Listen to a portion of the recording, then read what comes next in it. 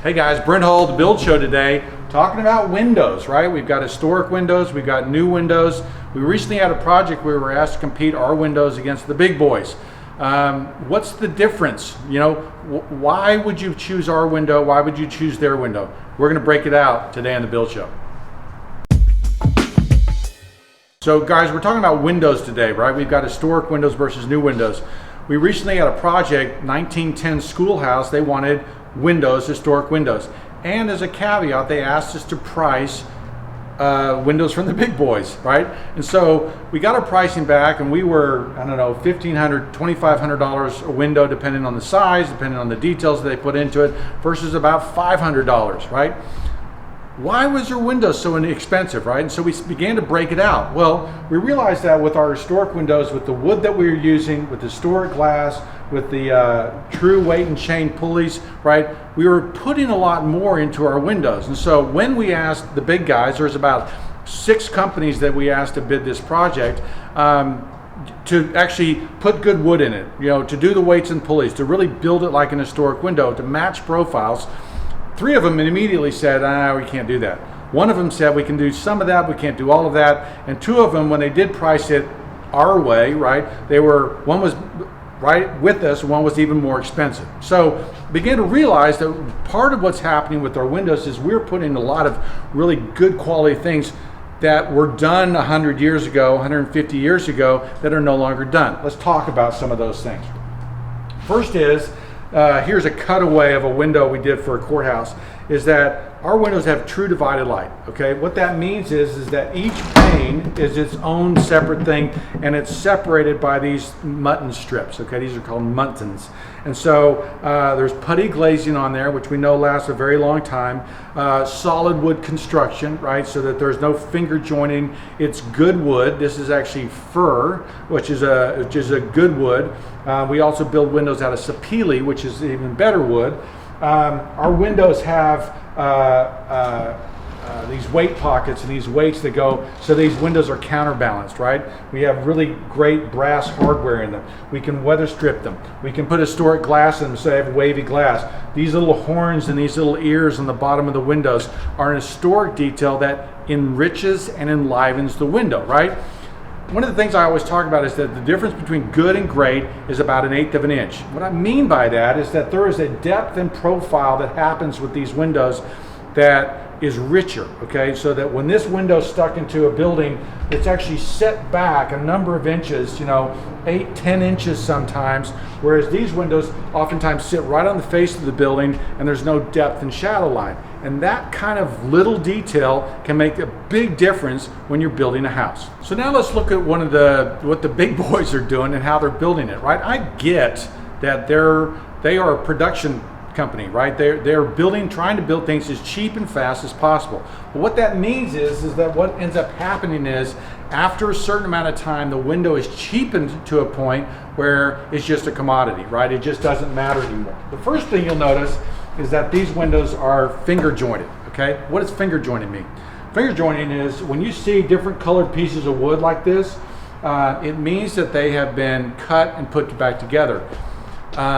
If you watched my wood video, okay, if you watched the video I talked about wood, basically with plantation trees these days, there are a lot of knots in those trees. And so what they'll do is the board will come through and it gets graded electronically. They cut the knot out of it and then they take those 2 pieces of wood and they join them back together. Now the joint that they use is what's called a finger joint, okay? What that means is that their knife comes along and cuts these little teeth into it so that the board can be glued back together, okay? And you can see that on the brick mold here a little bit where these little teeth are coming back together, right? Where I sanded this smooth and you can see the finger joints. Because there are lines in here that you can see on this brick mold. And what the problem with that is that it's never going to last as long, okay? Not only is it radiata pine, not only is it a western pine, which isn't as good, okay? Forest Product Labs has come out and shown us that this is a poor performing wood, right? And so we have a wood that's going to rot, okay, doesn't perform, and it's finger jointed. So these joints are going to open up over time. If there's one thing that you should get right, it's the wood, okay? That's what's going to make your window last the longest. and they're not doing it. They're using this finger jointed radiata pine. Now, the other thing you'll notice is that our brick mold, our what's called a blind stop, okay, means that this whole piece of wood that the brick mold's sitting on is called a blind stop, okay? The blind stop was traditionally done so that the framing of the house, these windows would sit on it, and then you would screw or nail through the blind stop into the framing, okay? The way new windows are done is there's a little metal flange, and you stick the window in and you screw the metal flange to the door, so to the framing, so it's not really locked in the way that these were. The other thing is that our blind stop's 3/4 of an inch. I talked about those shadow lines earlier. This is about maybe 1/4 of an inch. It's a little lattice strip here that creates that trap. Now, I'm geeking out to this thing because this is a traditional window where we're trying to get traditional lines and details. And I talked about those shadow lines earlier. Because they're putting insulated glass in their window, and in Texas that does you no good, okay? You don't have the shadow lines in the depth. Notice on this sample that I was showing you how deep this little Munson bar is. Certainly on the inside, it's very deep, maybe 1 1/8 inch, 1/4.